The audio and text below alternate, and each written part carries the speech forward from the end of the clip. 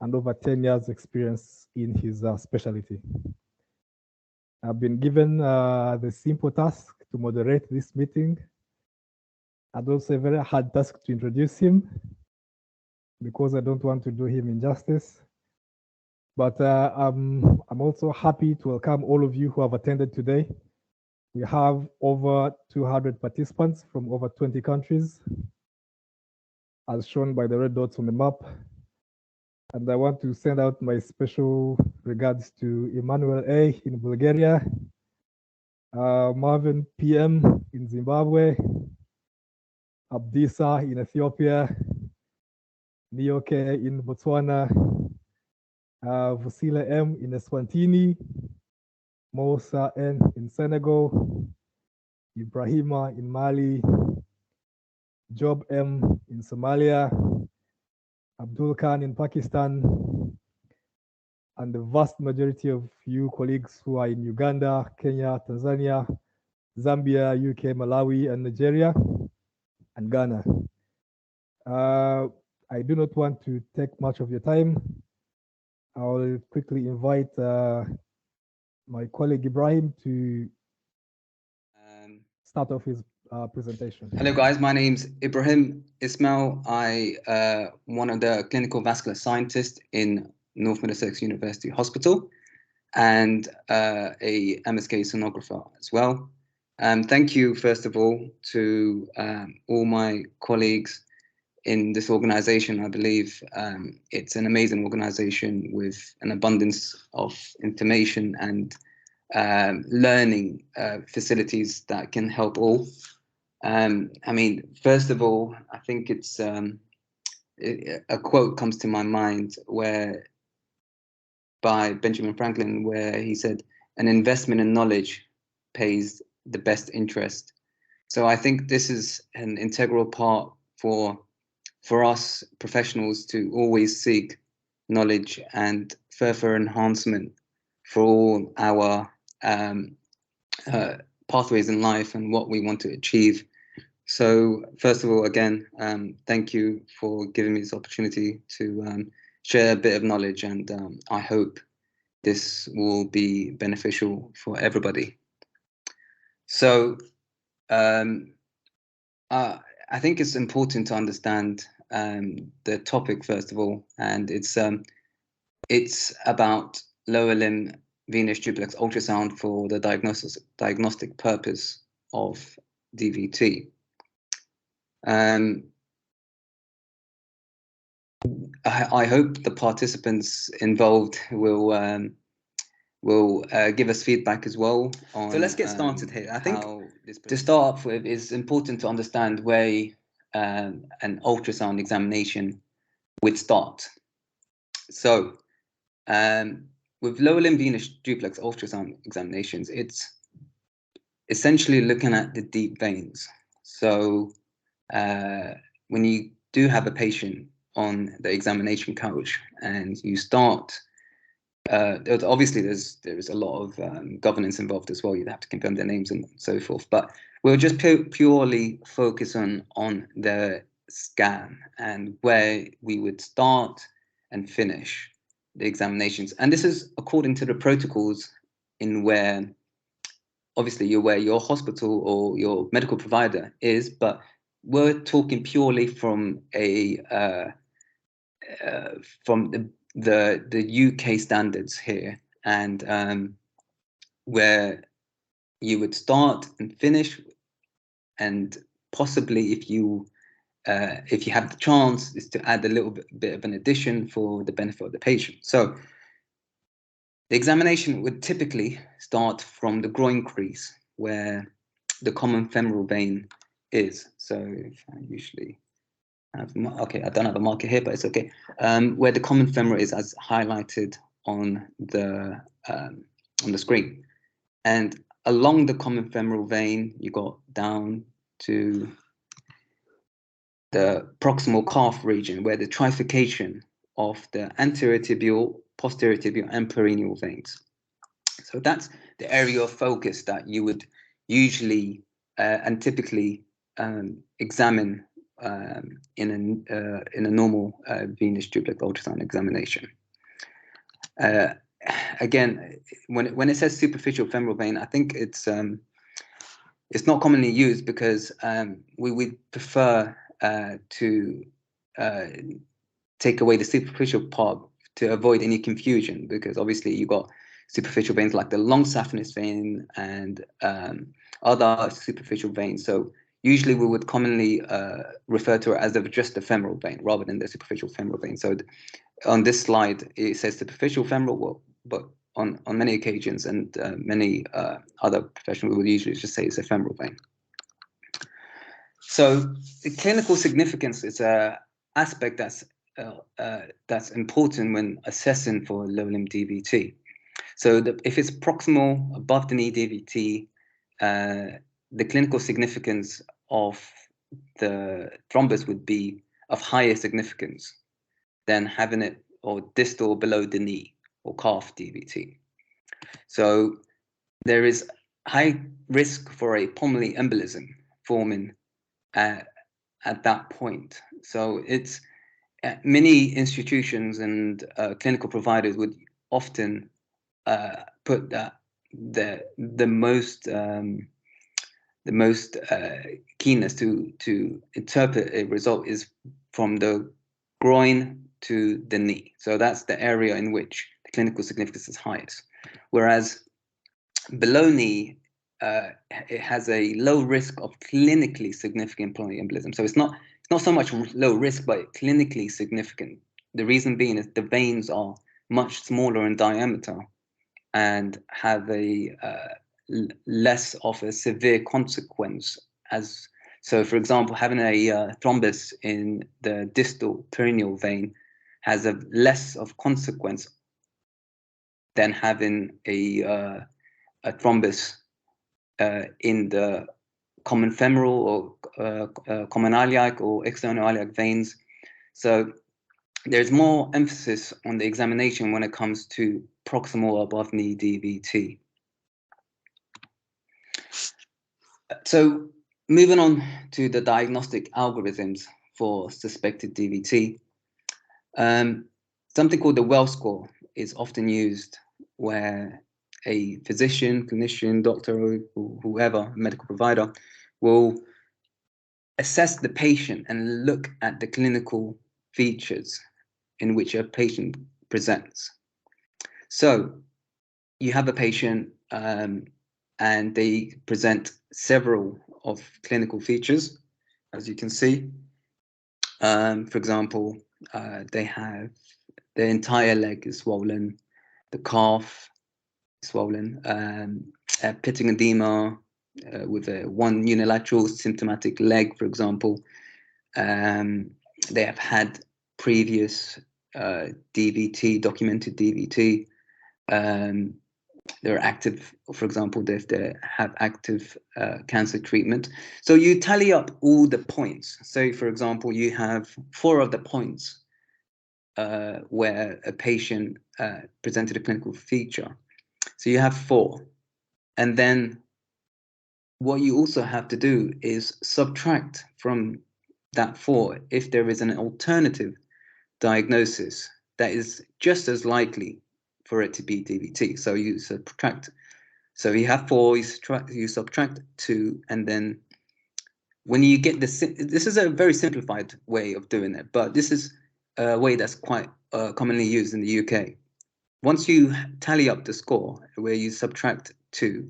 So, for example, if you have 2 other diagnostic diagnoses that can be just as justifiable as DVT, then the tally will not be significant, as you can see below. So it's not likely.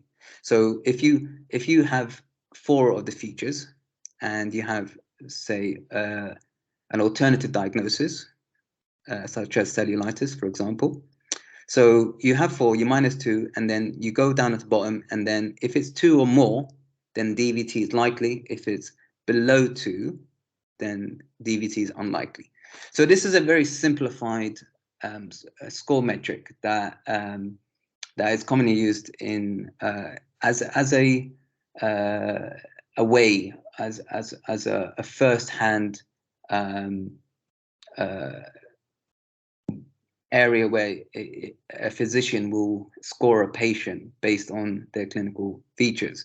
Essentially, this is not the best or the most accurate way of scoring a patient or scoring a scoring for DVT. But I think for the purpose of just having a foundation to start on diagnostic purposes, it suffices for now. So this is just the initial part. And then after that, you got a D-dimer test. A D-dimer test looks for fibrin degradation product, which is FDP, which is a small protein fragment that's present in the blood after a clot is degraded by fibrinolysis. So as you can see in the cascade here, this is a bit of chemistry here. So you start off with thrombin, and then it cascades down, and as a byproduct, you get D-dimers. So that would be looked for in the blood test. So a physician would do a well test, a well score, and then they may do a D-dimer just to see if a high scoring D-dimer would then ask for the next following action would involve ultrasound, or if they deem it sensible anticoagulation, given the history of the patient. So causes for a positive D-dimer test they're not exclusive to lower limb deep vein thrombosis. So this is again a test like the well score that's not very specific. It's not very it's not the best when it comes to absolutely determining if a patient is suffering from a lower limb DVT. So, for example, other areas in which can cause a positive D-dimer test include, for example, trauma, surgery, pregnancy.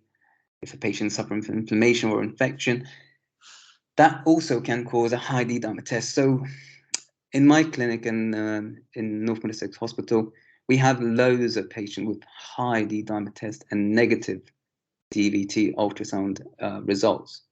So as you can see, it's just an indicator.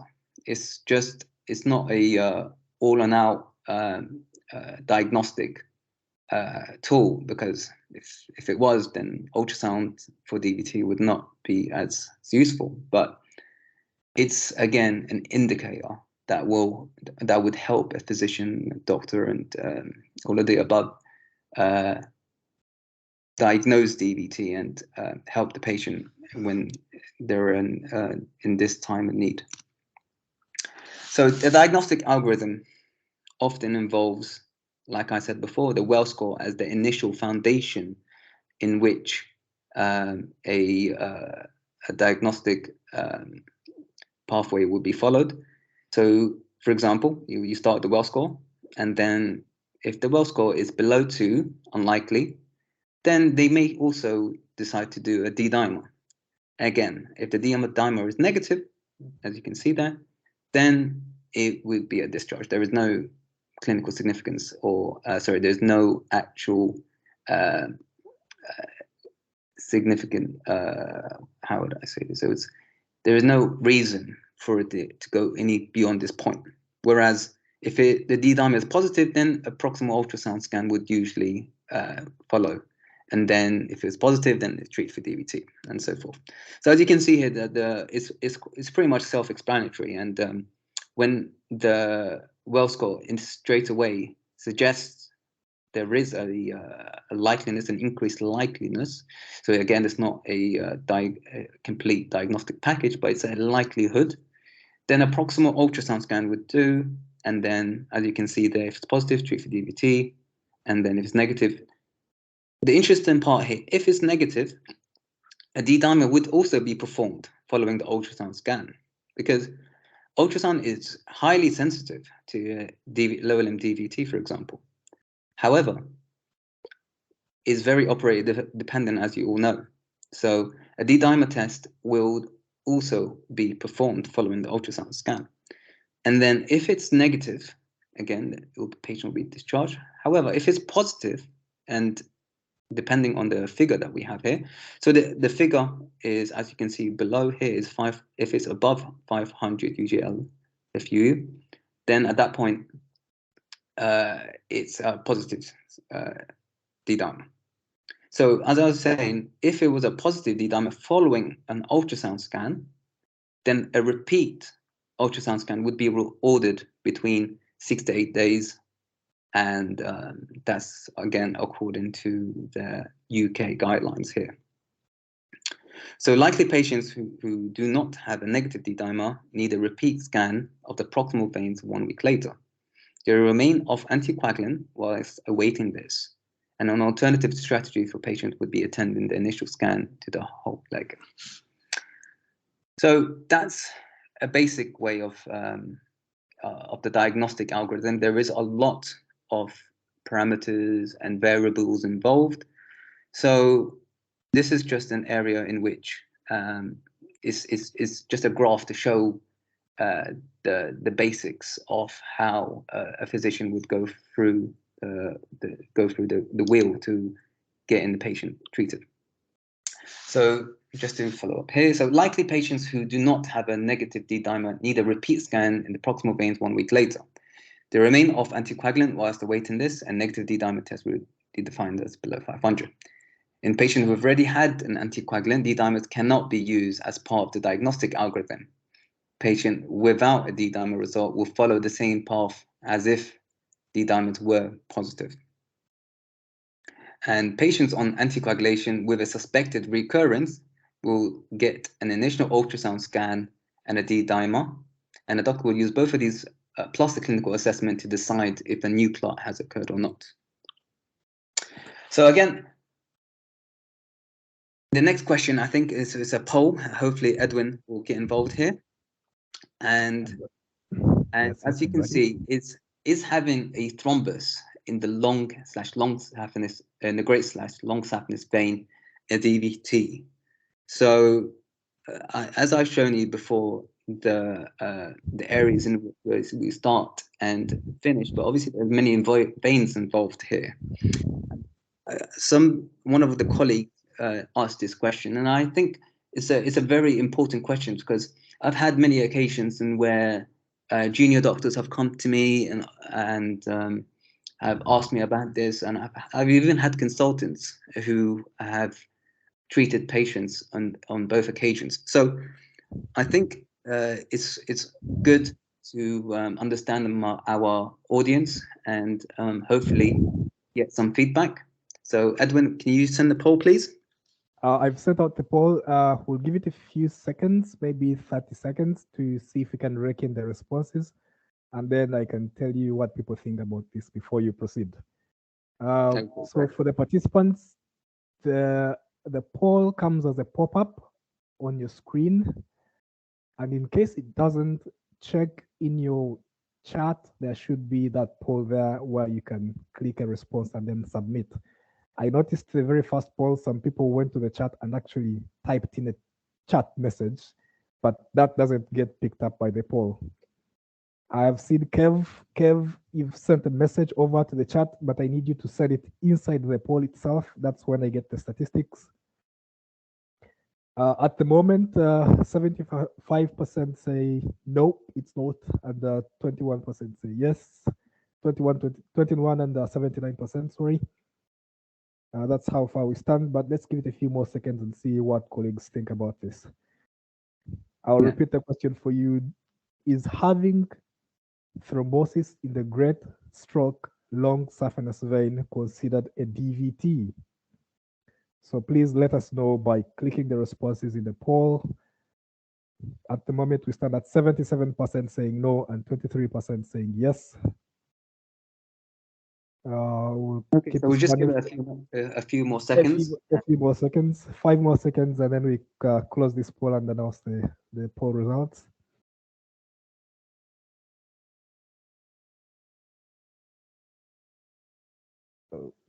Okay. So I'll tell you the final tally. So 74% of the participants don't think that DVT in the great saphenous vein is considered a DVT. Sorry, thrombosis in the great saphenous vein is considered a DVT, and 26% think it is actually DVT. So I'll hand this back over to you, Ibrahim.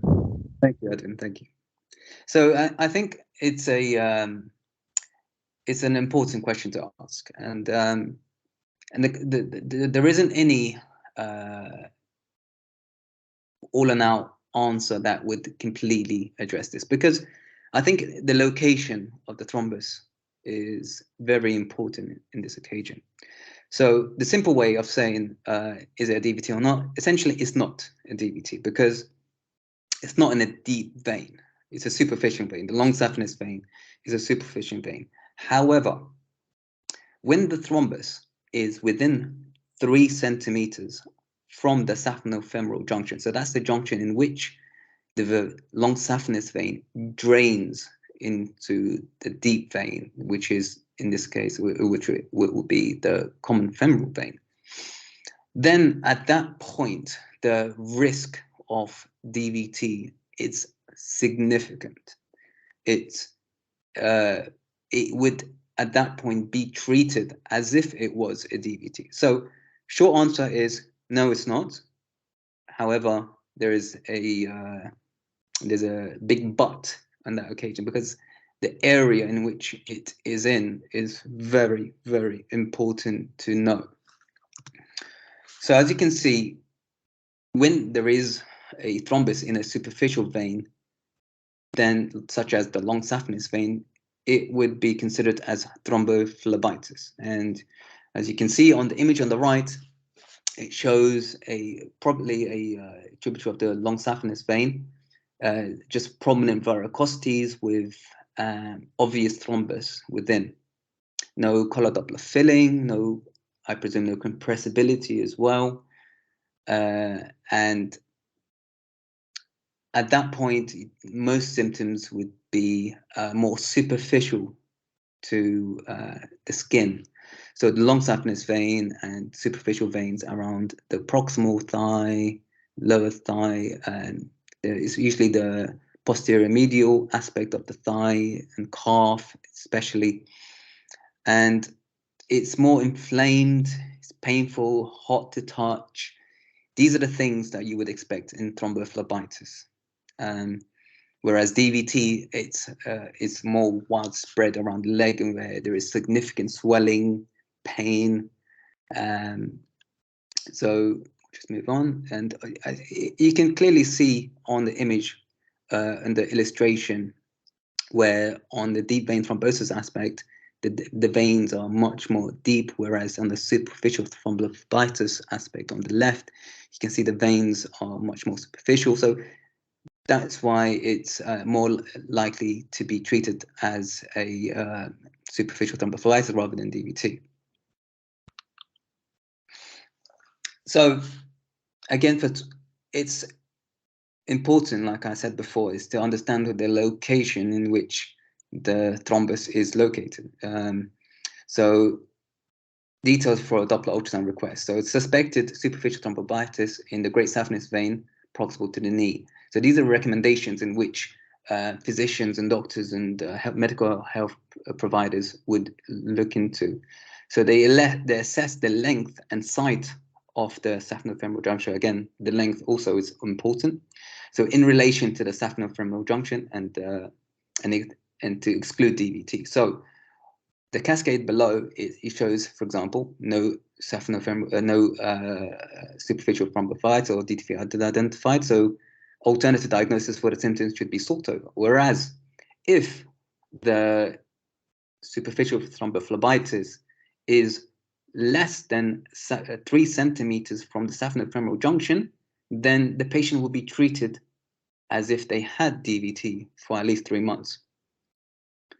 Again, if they were seen and they showed that there is superficial thrombophlebitis, however, it's in an area that is much further away from the saphenofemoral junction, such as the knee, calf, then and the length is much larger than 5 centimeters, let's say, then a patient can be given anticoagulant for it still in the form of rivaroxaban, 10 milligrams.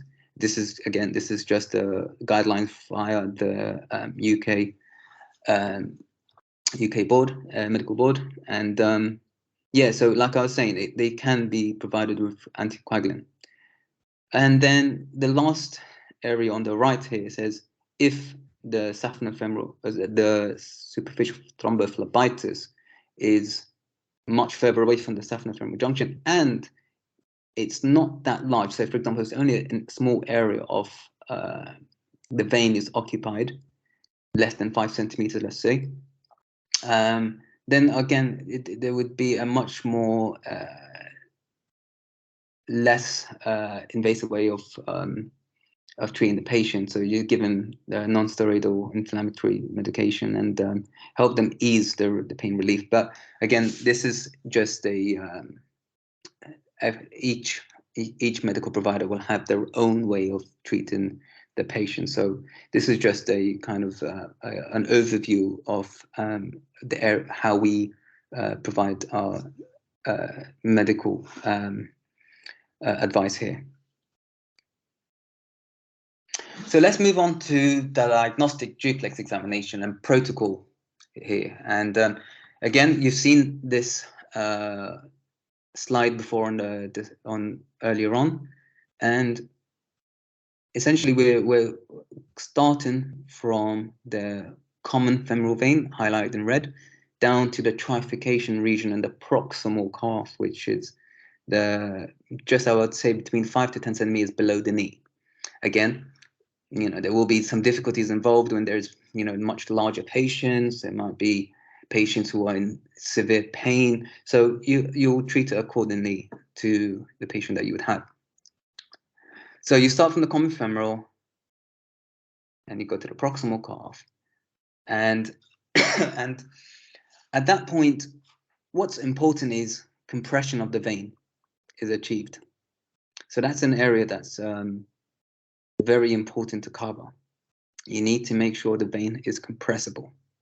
There are other parameters involved as well, but I think from a foundational point of view, I think making sure the vein is compressible, it's an integral part of the examination.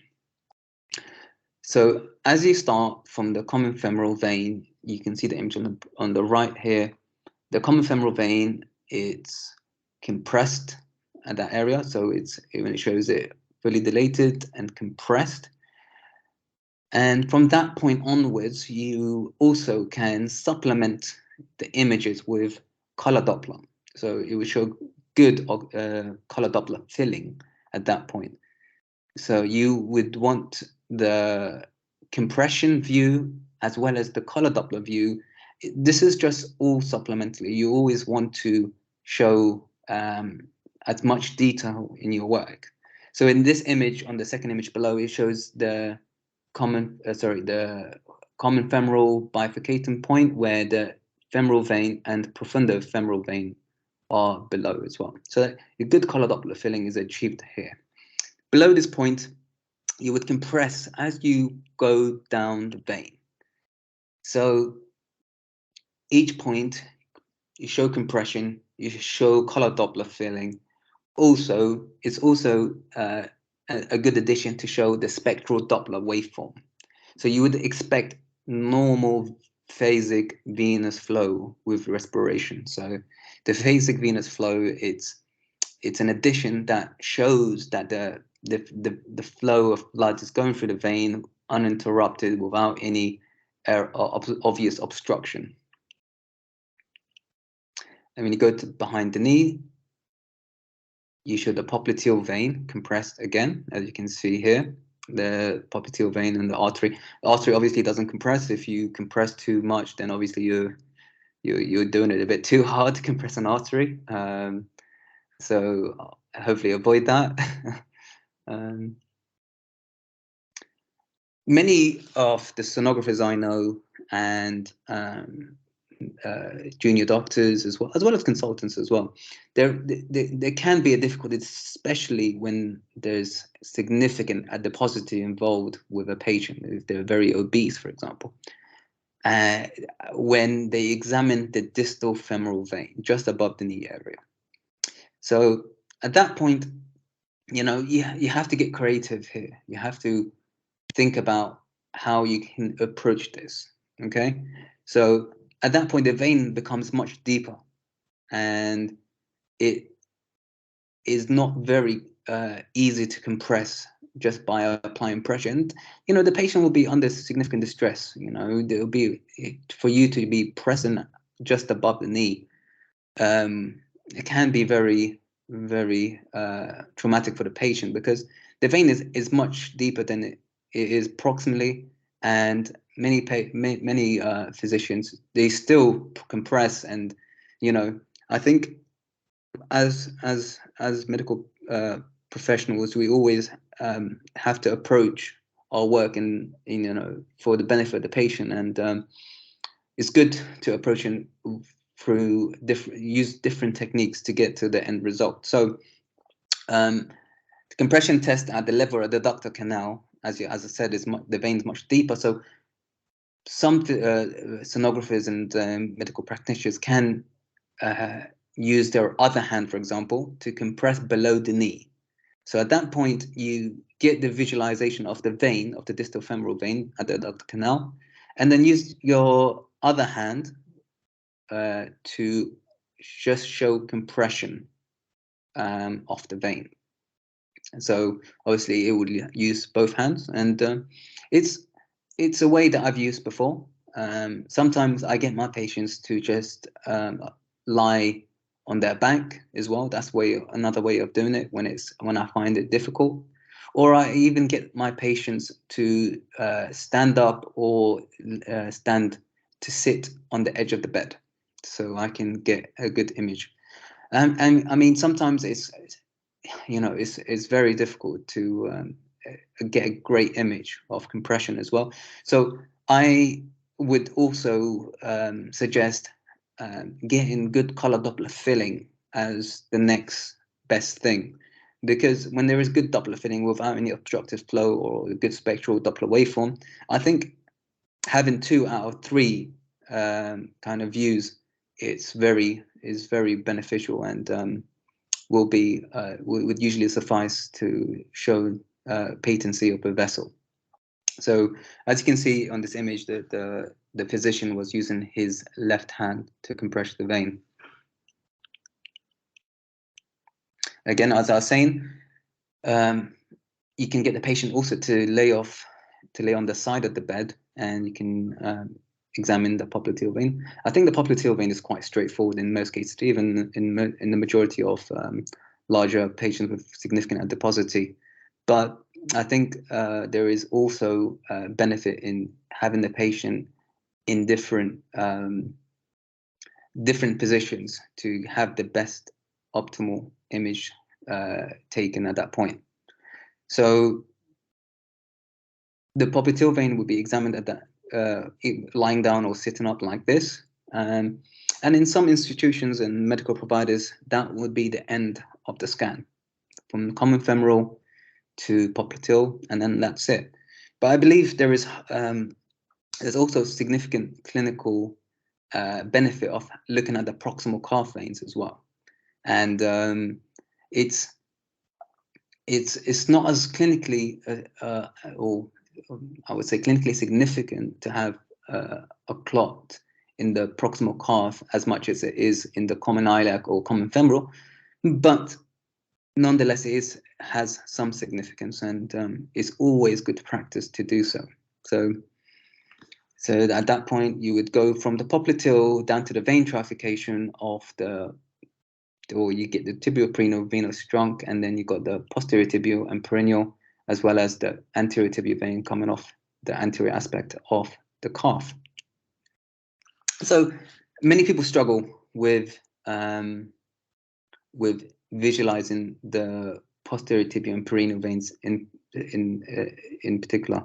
So as you can see in the image on the left here, I think there is a lot of benefit of looking at certain areas as guidance. So, for example, when I do my scan on the proximal calf, I would use the tibia bone as a guiding aspect to understand where I am and where the veins would be expected to be seen. So along the tibia region, you on the left here, you can see on the ultrasound image.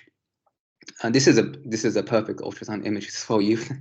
Many people don't usually get this, but you would see that the posterior tibial vein and peroneal veins usually are aligned below each other's. So on many aspects, in many occasions, you would see one, I mean, pretty much aligned, in many cases not. So obviously there's independent variables involved, but you would see two veins for every single artery. There are occasions where you can even see three veins, but that's a different phenomenon. In most of the population that I would see, there would always be two veins. So at that point, you would hopefully try to show compression and collar Doppler filling. So you see here the posterior tibial and peroneal on one side with the collar Doppler filling, and then with compression, you only see the arteries. Again, if you compress too hard, then you compress the arteries, and then goodness, you don't want the patient to have critical limb ischemia, but just obviously be wary of that. And you can if you can get an image such as the one below here, where there is a good longitudinal point of view where the collar Doppler filling and arteries are seen, almost looking like tracks, one red tract and two blue tracts right next to it. It's a very good image to show patency of a vessel, of the veins involved. So you would see that from that point, you can see a good collar Doppler filling on the posterior tibial and peroneal. And then from the other side, from the anterior aspect or anterior lateral aspect of the calf, then you would also see the anterior tibial vein on the other side. And as you can see on the image here, it's much more simpler because it's not as deep, and you once you place your probe on the anterior aspect of the calf, the proximal calf, then you would expect to see one prominent artery, which will be the anterior tibial, and then followed by two veins as well. Again, here, like I said before, there is lots of variables involved. When you see each patient, everybody's different, and you can have variation in formation of the popliteal vein, for example. So the popliteal vein can be distal to the knee joint. It could be at the knee joint point, as you can see here. It could be proximal to the knee joint, and that can throw off a lot of people. And then you can even see a true duplication as well. So it can be duplicated in appearance. I don't see that very often, but there is a small number of the population in the UK that may present this. But generally speaking, it would be distal to the knee joint, or at the knee joint point. That's the point where I would usually see it. And then I've mentioned this before. It's there can be a point where, for example, if you see three veins for the one artery, so it'll be it's not uncommon. I mean, but it is rare, but it's something that I've seen before as well. Spectral Doppler waveforms. Again, as previously mentioned, again, it's very important to use all the keys and tools you have at hand as a medical practitioner, and so you would want to have normal phasic venous flow, as you can see on the left here, and that is a normal Doppler waveform that you would expect. Whereas when it's a continuous venous flow, that's abnormal. In this case, there would always, well, in most cases, it will involve proximal thrombus. There is a proximal area of obstruction, I would say. Not only a thrombus, it could be obstruction. Okay, it could be a vein being compressed. There is other conditions in which, for example, the iliac vein can be compressed, and at that point, the Doppler waveform, the spectral Doppler waveforms would be abnormal, as you can see here. So in this case, there was a occluded common iliac vein, and the spectral Doppler waveforms demonstrated continuous flow, which was abnormal. I mean, I've had cases before where a patient has come to me and the DVT scan was all the common femoral, popliteal, proximal cuffs were all compressible and all had good color Doppler filling. But this patient, when I applied spectral Doppler, it showed that there was continuous venous flow. So at that point, the only area that you can also, or the right thing to do would look, you would have to look more proximal at that point. So you start to get the curvilinear, well, I had to use a curvilinear probe and look into the external iliac and common iliac arteries. And at that point, she didn't have a thrombus, but she had her the external iliac vein notably compressed at that point. And it showed that there is other diagnostic benefits of doing the spectral Doppler to help the patient at that point, because it's an important tool when you have patients suffering with significant lower limb swelling. So for the ultrasound diagnostic criteria for DVT, we will just go through that again. So the direct signs would be, you can see an intraluminal thrombus, lack of compressibility. The vein diameter will obviously increase when there is significant, when there is a thrombus occupying. And when it's an acute thrombus, then in most cases, the thrombus grows within the vein and the vein diameter increases to accommodate the thrombus. And there's no flow in the pulse Doppler as well. And there's no color Doppler filling as well. So these are direct signs. Whereas indirect signs, as I said before, it says the loss of phasicity, the phasic venous flow on respiration. There is loss of augmentation, and these are indirect signs that can be a good tool when diagnosing DVT. So the next question is this an acute thrombus or a chronic thrombus? So we have to look at the images that we are obtaining from this particular patient. So with acute and chronic, they are treated differently. When it's acute, it has a higher clinical significance for a pulmonary embolism, whereas chronic, it's well attached to the wall, so it's not as significant. It's not that it's not significant, but it's not as significant as acute thrombus. So the appearance of an acute thrombus would be an anechoic and hypoechoic, homogeneous and poorly attached, or even floating. When it's floating, it's even more dangerous, to be honest. It's almost impending danger, and smooth borders, and it's quite deformed, increase in vein diameter, and it has small collaterals. Whereas if it's chronic thrombus, it's more brightly oncogenic, it's heterogeneous, it's well attached, and it has irregular borders also, more rigid, and there's less or smaller larger collaterals involved, and it's smaller in size and more contracted in the vein appearance.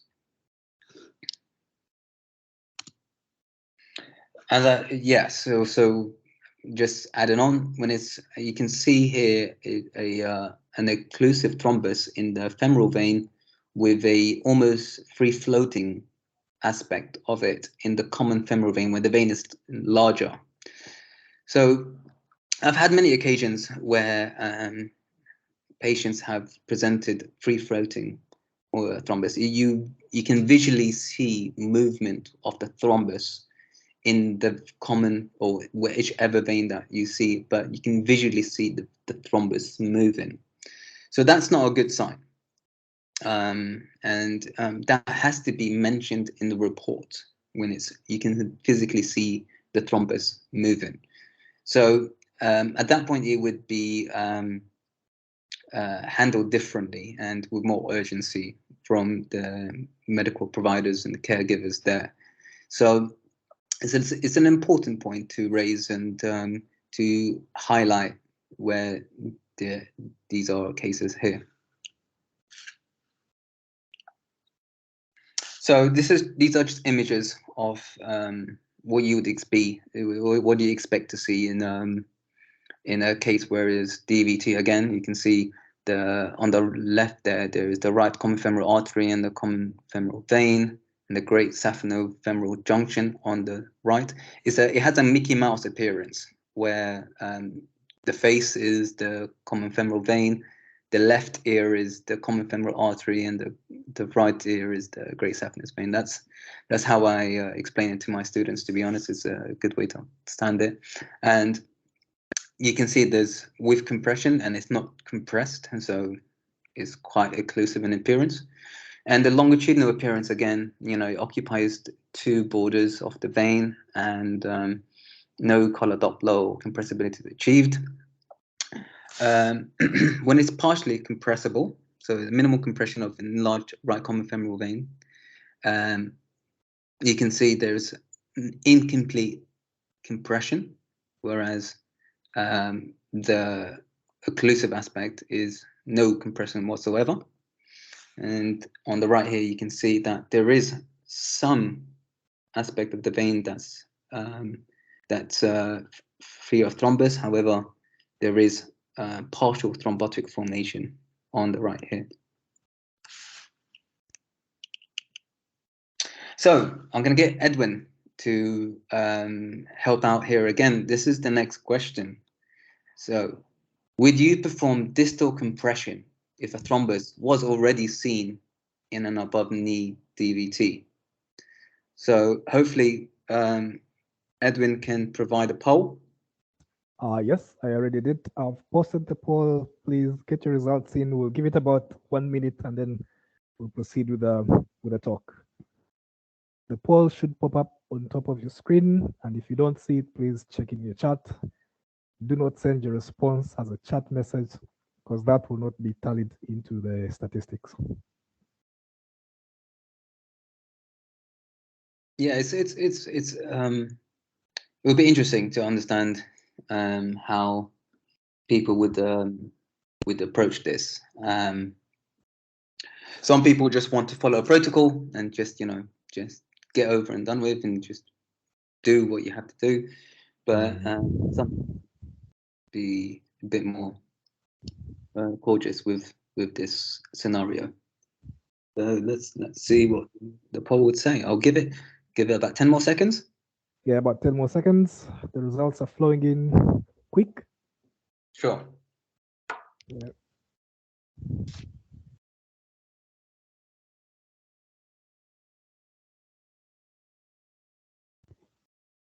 Okay, I'm going to now tell you the results of the poll. So 82% would not compress.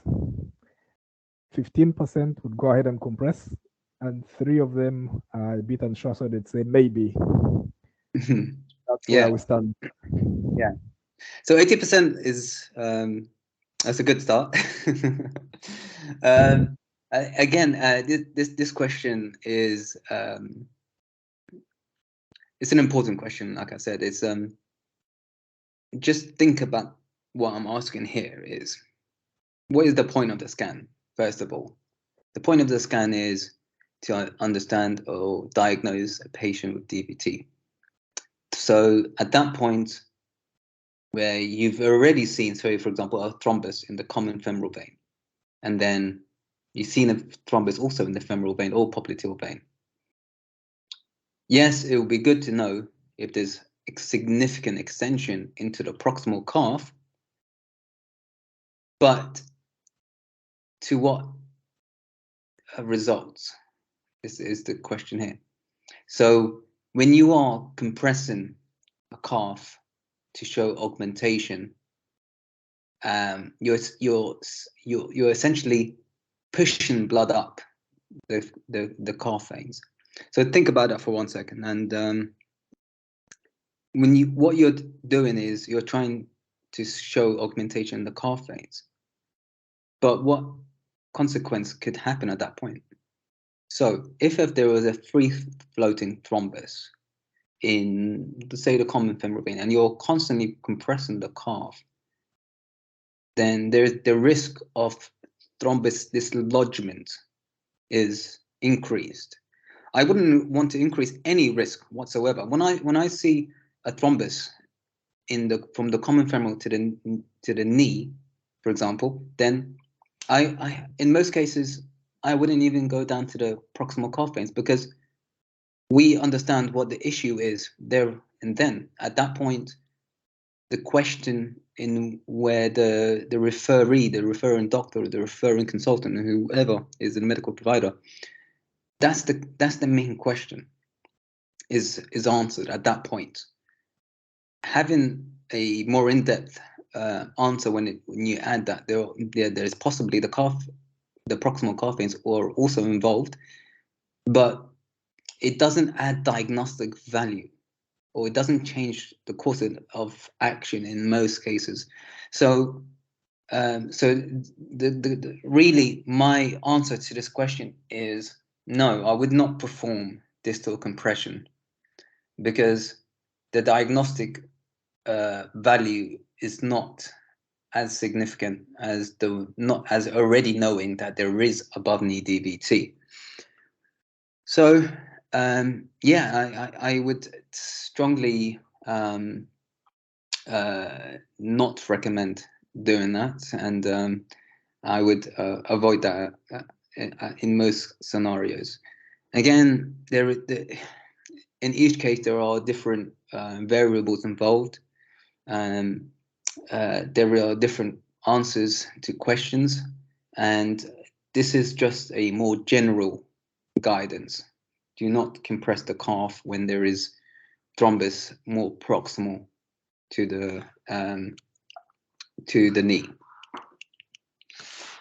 Okay, so this is more of a slide about chronic venous insufficiency in most cases.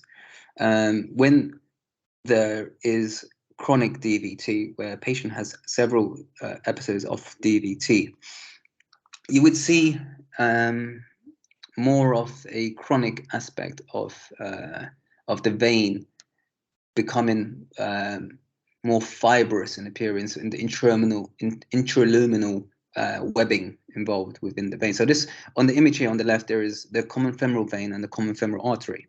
Within the common femoral vein, there's intraluminal fibrous webbing within the vein itself. And not a lot of people, but I've had other medical professionals sometimes mistaken this for a partial DVT, and patients can be sometimes unnecessarily anticoagulated for this, and it's important to know the difference between the consequence of a DVT, a previous DVT, rather than just blindly just saying yes, the vein is incompressible and therefore it should be treated, because if it's incompressible, then yes, it has to be 100% DVT, which is not the case. In this case, in this particular patient, they had previous episode of DVT and the vein was not compressible, but that's because of previous episodes of DVT that caused intraluminal fibrous webbing. The vein also has a thickened walls as well. The layer of the wall, it becomes more thickened, irregular wall thickness, as you can see here. And what we call this is what we call post-thrombotic syndrome, where the vein also becomes usually more smaller in size, and irregular wall thickness, and sometimes if one of the arteries, one of the veins, where there is paired veins, one of the veins can be occluded and in appearance, as you can see on the right hand side as well.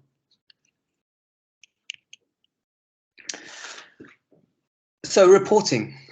In reporting, I think there is more of a step-by-step basis where you would look into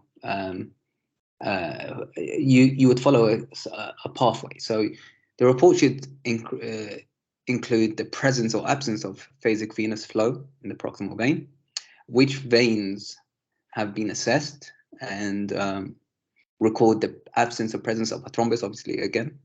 The thrombus identified, the location, length, extent, degree, obviously if there's patency or not. Also document and where it can be documented, where the thrombus is acute or chronic. So as we covered before, the chronic aspects and the acute aspects of the vein. Any limitations are involved in this examination. So where there is significant adiposity is involved, the patient obesity, pain, extreme frailty. These are all things to add, and yeah, it's good to have good practice to have a significant amount of a notable amount of annotated image that represents your ultrasound examination. As we said before, it's heavily ultrasound is heavily operator dependent. So the more images you have to support your report, the better the report will be looked upon. So these are also other aspects we would also look into, is the appearance of thrombus. So is it poorly attached to the vessel? Is it potentially, obviously very dangerous if it's attached? The report should also include incidental findings. So in my reports, I would also look at other aspects that could explain possible the areas in which of concern. So for example, if the patient has significant swelling around the knee, then what else can explain that? So in many of occasions, I've seen a patient present significant popliteal fossa fluid around the region, and that popliteal fossa cyst, I would say, which is a Baker cyst, otherwise known, and that can explain the swelling. So it's an incidental finding, but of significant clinical benefit as well for the referee. Also, ensure that appropriate referrals of critical ultrasound results to the referring consultant made prior to the patient being discharged. So, you know, if you have an outpatient, or sorry, if you have a patient that comes to see you and you do see a DVT, whether it's occlusive or partially occlusive, free floating, or all of the above, it's important to have the caregiver, give the caregiver significant, well, you know, essentially giving them the time and giving them the report within a good time frame. Because discharging the patient, you never know. You never know what can happen to that patient at that moment in time. You know, imagine if they just left you and, you know, went for a massage and for a leg massage or anything like that, and then, you know, at that point, thrombus dislodgement can be significantly heightened. So it's time is a important factor following your examination. And that's the end of the presentation. Hopefully you found that the information provided was of benefit. and I encourage you to give me your feedback, and if there's any areas in which you would like to further discuss, I will bring the floor now to Edwin, who will have any questions and further discussions to go on with. Thank you, Ibrahim. And you did not disappoint. Thank you so much. It was a very rich presentation. There was a lot to learn for myself, and I hope for all our colleagues who attended. There are some questions that are coming through the chats, and I'm going to read them to you so that you can give us, you can pick your brains on some of these things. The first two questions will be my questions. Sure. So I wanted to ask you, number one, the spectrodoppler, to look at the physicity of the veins. At what Sure. points do you do this? Do you do this all through from the groin till the calf? That's my first question. And my second question is, if you see thrombus in the proximal femoral vein, say next to the saphenofemoral junction, how then would you report its extent downwards if you're not allowed to compress any place below that? How else would you report the extent or how down it extends? Those are my two questions. So Sure. you can answer those as I pick questions from the chat as well. Sure. So the first question is, where would you apply spectral Doppler? So with regards to spectral Doppler, you can apply it everywhere you deemed sensible for. What I would usually do, I would apply spectral Doppler at the common femoral vein to show if there is normal phasic venous flow at the common femoral region.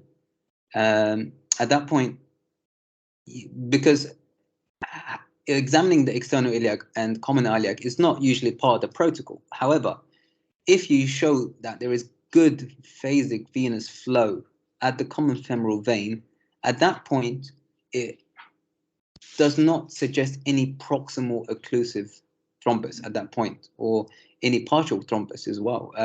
It just suggests the absence. It doesn't completely rule it out, but it suggests the absence of proximal thrombotic formation at the common femoral vein.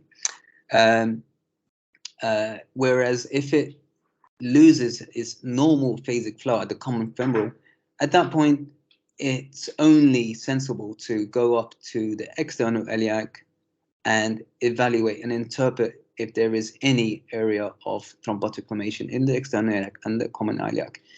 Even further, if you want to go above and beyond, even look into the inferior vena cava area as well.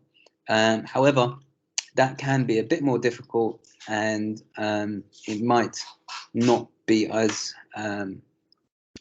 easy to evaluate. But in terms of spectral Doppler, I think in many occasions, what I do as well is I look at when I start from the common femoral, I show the color Doppler, show compressibility, and if I want to go a little bit extra to just have good practice, I will also do the I do spectral Doppler at the common femoral, but also in this femoral vein as well, I would do that just to add a little bit of added value with regards to the imaging benefit when interpreting the results. I would do that also in the common femoral vein as well. And it's again, like I said, it's having 2 out of 3 images. It's very good. Having 3 out of 3, then that would be excellent. So if you show compressibility, show color Doppler flow, showing spectral Doppler phasic venous flow, then that would be very good. And I think that your second question was sorry, Edwin, can you just remind me the second question again? Yeah, you discouraged us on compressing the veins if there's a proximal clot that is evident. No. So my question is, how would you report how far down the clot extends if you're not Yeah. supposed to compress. Sure. So it's not so much compressing the vein, it's more of compression of the calf. Okay.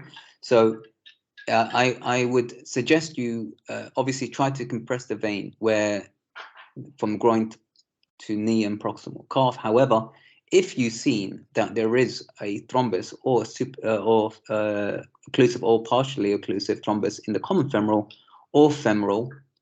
and then, or even the popliteal, and then you want to interpret if there is any further thrombus in the proximal calf vein, but to show augmentation, you want to compress, then at that point, it reduces the diagnostic value of the whole report, because and increases the risk of a pulmonary embolus at that point, because you're compressing and the gradient of pressure is pushed up towards the popliteal and femoral vein. You're essentially possibly even moving thrombus at that point, and then the risk of thrombus dislodgement increases. So it's not so much compression of the vein, it's more of compression of the calf, of the muscle, the gastrocnemius muscle region and the soleal muscle to promote collar Doppler filling at the calf veins. So I would strongly discourage compression of the calf,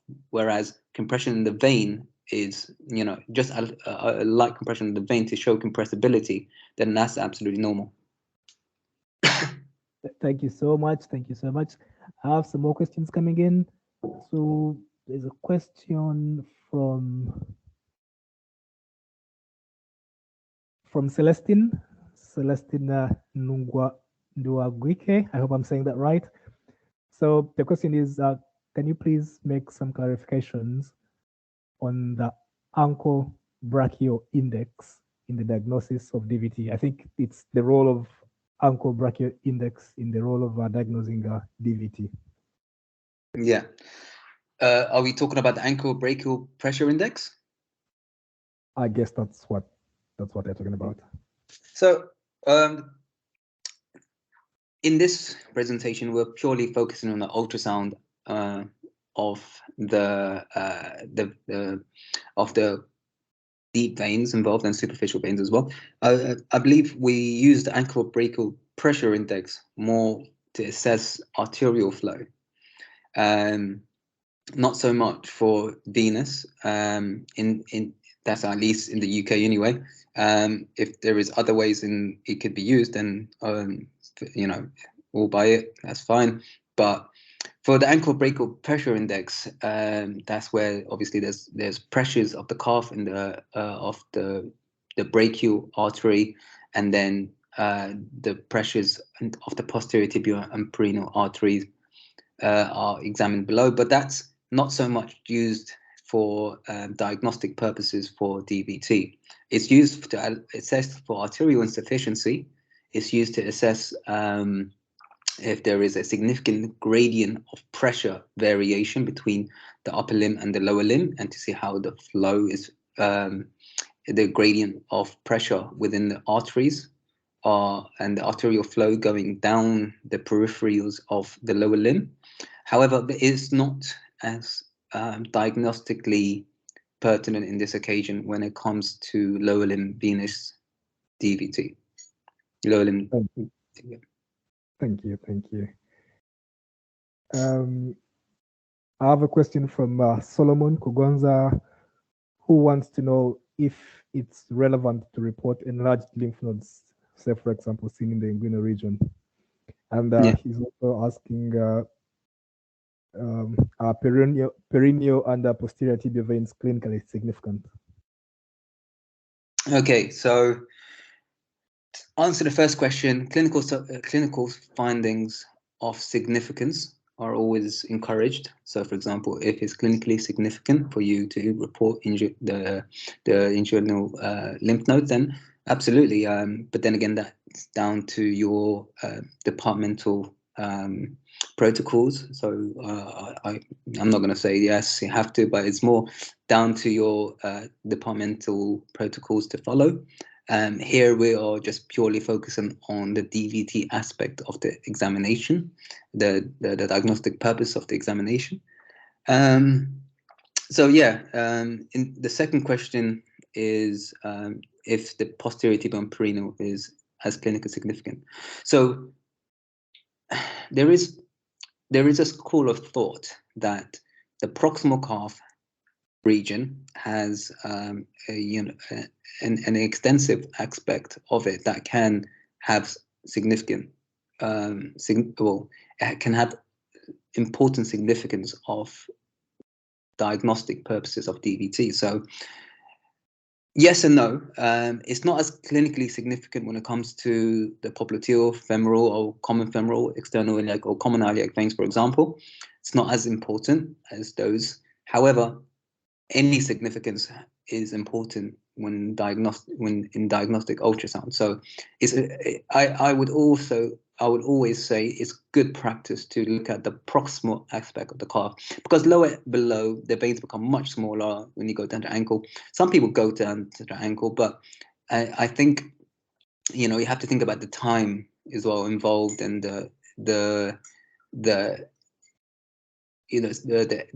areas in which you have to focus on. So I would always focus on from the groin to knee and involve the posterior tibial and peroneal, as well as the anterior tibial down to, I would say, the mid-calf or proximal calf region. So I would say it has clinical significance. And I've had patients as well who've suffered pulmonary embolism where they had no thrombus within the common femoral, and popliteal. However, they've had thrombus in the posterior tibial vein and have had a pulmonary embolism. It wasn't a pulmonary embolism where it was as severe as a patient who had a pulmonary embolism from a vein, a deep vein such as the common femoral, but nonetheless it has clinical significance. So I would say the areas to focus in from the groin to the proximal calf, that's the area that I would always encourage my colleagues and my fellow medical practitioners as well. Thank you. So I have two questions which I want to combine in one. One question is from Said, and he says, why is DVT in the lower limb less significant, and should it be given less attention? In a setting of low resource, like where you practice in a low resource setting, is it a viable thing to ignore examination lower than the calf? Below the calf. The other question is from Waswa Malay, who asks, so is this ultrasound examination conclusive diagnosis for DVT? Is it the gold standard? So I wish you can combine these two questions and give us an answer. Yeah, so there isn't any straight answer to these questions, because again, different providers will have different protocols. I'm just given the standards that are through my medical provider and the area in which I was provided the UK training for venous duplex examination. So these guidelines are set by the Society of Vascular Technology of Great Britain and Ireland. So these can be seen on Google. If you go on Google and type in SVTGBI, and this group has done all the research, have done all the they've looked through all the journals, and they've concluded the areas in which can be focused on and have the highest clinical value when it comes to diagnostic purposes. So the reason why we include a part of the proximal calf is because essentially it has some clinical significance that would suggest that it's a area that should be looked at, whereas many medical providers, even across the UK, sometimes they neglect that and they don't follow the protocol. So in A&E, for example, in an accident emergency, there is some facilities that just had a quick look from groin to knee, and that's about it. But I think as medical professionals, we owe it to our patients to try our best to help them in terms of the diagnostic material, the diagnostic value that we can give them, and that's why as a professional myself, I would always include the proximal calf just to benefit. And sorry, I didn't get the second question. The second question was, if ultrasound is the gold standard in diagnosing DVT, is there any superior imaging modality that would suffice other than ultrasound? Yeah, I mean, CT venograms, that's the next step anyway. I mean, when it comes to iliac veins and common iliac veins and inferior vena cava, the CT venograms are the next kind of diagnostic kind of ladder you go up. I mean, like I said, everything starts with a foundation. You start with the well score, that's just visually clinical significance, and then at that point you go to the next stage. You got the D dimer, the blood flow. You can see if there is any clinical significance when it comes to the results from the D dimer, and then the D dimer followed on to the ultrasound. Ultrasound, again, heavily operator dependent, so everything has its own limitations. And then from there on, if there is areas in which ultrasound can't get to, then in most cases, in my medical provider would usually go to see a CT venogram. But then again, as you would already know, there is significant radiation involved as well. So there is a pathway that should be followed, and we just want the best for our patients, essentially. Thank you so much. I'm totally cognizant of the fact that you've spoken for more than 1 hour. I was just begging that if I could present 2-3 more questions, and then we can come to the end of this talk. So I have a question from Temi. Temi says, how would you approach a scenario where color filling shows luminal flow, it shows filling of the blood vessel, but then you can't fully compress it? How would you approach that? How would you report it? Okay, that's a good question. You see this very often in the area, as I suggested, as I mentioned before, in the adductor region. So that's around just above the knee region. So the adductor canal has obviously the muscle groups that the quadriceps that overlay the femoral vein, and the vein dives deep into the popliteal fossa at that point. So it's difficult to compress the vein just above the knee. It's very difficult, especially in morbidly obese patients. So as I showed in one of the illustrations, you have to be creative with regards to how to get good compression. So you can compress, obviously, and just compression. It might be more painful for the patient at that point. You can use your other hand to see if you can compress from the posterior aspect of the thigh and see if that compresses.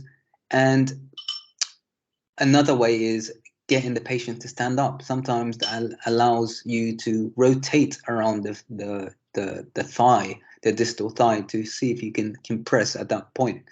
And if all else fails, then, like I said before, if you show color Doppler filling and normal phasic venous flow at that point, then you document that and you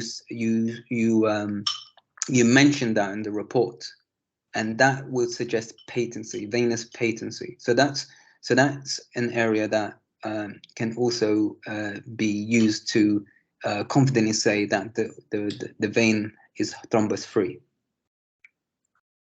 Fantastic, thank you.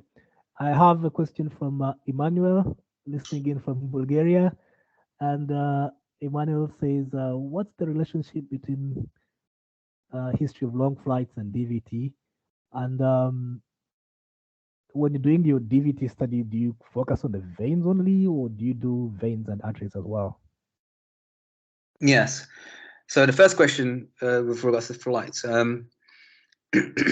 obviously in this day and age, there's a lot of economy flights where patients have restricted leg movement, and it's unless you have the benefit of of going on first class or business class. Maybe our participants are common users or not, but there is constricted movement with regards to economy, for example. And at that point, depending on the length of flight, that will be an important factor to think about. So I've had a patient before come from Las Vegas. Obviously, he's had a good time there and drank a few and took a flight. I think it was around 10, 11, maybe plus hours to London from Las Vegas. And he slept throughout the whole flight in a awkward position where his knees were bent. And at that point, he was knocked out for the whole entire flight. And when he landed in London, he woke up to a significantly swollen left lower limb.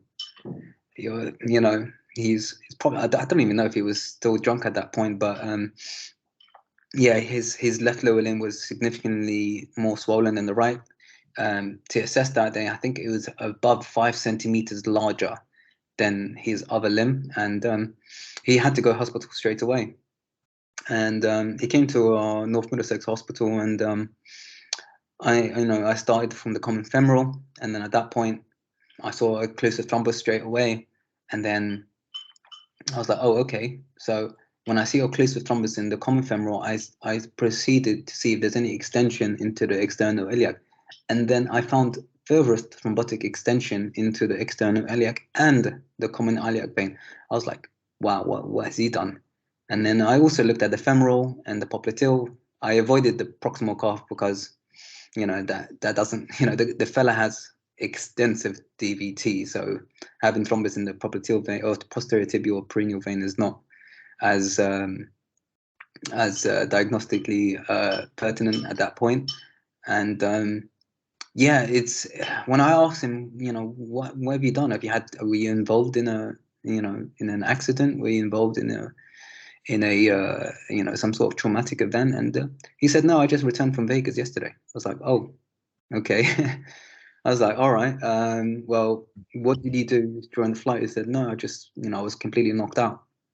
I was like, okay. And so, venous status is the answer to this question, venous status. So without any form of movement during the flight, it's important to continuously have some form of even pedal dorsiflexion of your ankle, just basic dorsiflexion, compressing, engaging of the calf veins, the gastrocnemius, medial and lateral, as well as the cilial muscle groups that can compress the veins to allow the veins to promote the flow of blood continuously is very important. I mean, when I go on long haul flights myself, I would also always move around, get up, do some stretches, just walk around. I'll find excuses to go to the toilet, and yeah, it's just very important to have constant movement on flights as well. Short distance, not as much, but it's more of a long distance. And the second question was asked then about arterial, looking at arterial. So when you do the DVT, you look at the arteries as well. Because I'm a clinical vascular scientist by trade, and I tend to do that myself. Many people wouldn't do that, but I tend to do that because the reason why I look at the veins, I can, in most cases, I would usually see the arteries as well. So, for example, I would look at the femoral vein, and you can also understand that the femoral vein is right next to the superficial femoral artery. And if I don't see any collar Doppler filling, if I don't see any collar Doppler movement within the superficial femoral vein, then it kind of takes my attention, and I would see there is occlusive disease, for example, of the lower limb of the superficial femoral artery. And I would think about the symptoms of the patient. So, for example, if they're saying, oh, I have significant pain under my left lower limb, and they thought it was a DVT, it might be a case of lower limb arterial insufficiency rather than DVT. It might be the case where there is an arterial flow deficit where the demand outweighs the supply in this case. And yeah, I think I would focus on the vein, but I would usually have a quick look at the arteries as well. Thank you. The last question is from Tuneki. The question is distal augmentation recommended in assessing for DVT, and if so, why? Distal augmentation. Yeah, yes. So I mean, in assessing of the proximal calf veins, am I understanding that question correctly? I'm not sure. Just talk about distal augmentation. Talk about venous augmentation.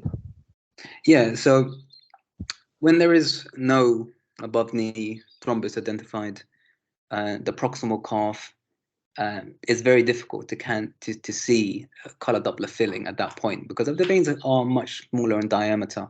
So I would usually examine the patient's leg. I'll place a probe with the tibia being the point of reference for the proximal calf, and I would use my left hand to compress just below the vein to show the flow and the augmentation of flow at that point, to demonstrate the color Doppler filling and the areas in which there is not so much color Doppler filling in that case. And excuse me. And at that point, I would just like to document the posterior tibia and perennial just to show the color Doppler filling at that point. And with regards to the anterior tibia on the anterior aspect of the calf, I would also do the same thing. So color Doppler filling is with augmentation is an important factor in the diagnostic purposes of it. Thank you so much, Ibrahim. Thank you so much. You've done a wonderful job sharing your So first of all, the points of discussion in this presentation will go through the anatomy of the lower limb extremity veins, the clinical significance and diagnosis of DVT. So just to clarify that DVT, for some who are not familiar with it, it's deep vein thrombosis. The diagnostic algorithms for suspected DVT, diagnostic duplex examinations and protocols for DVT scans, ultrasound features of lower limb extremity DVT. So I hope Edwin can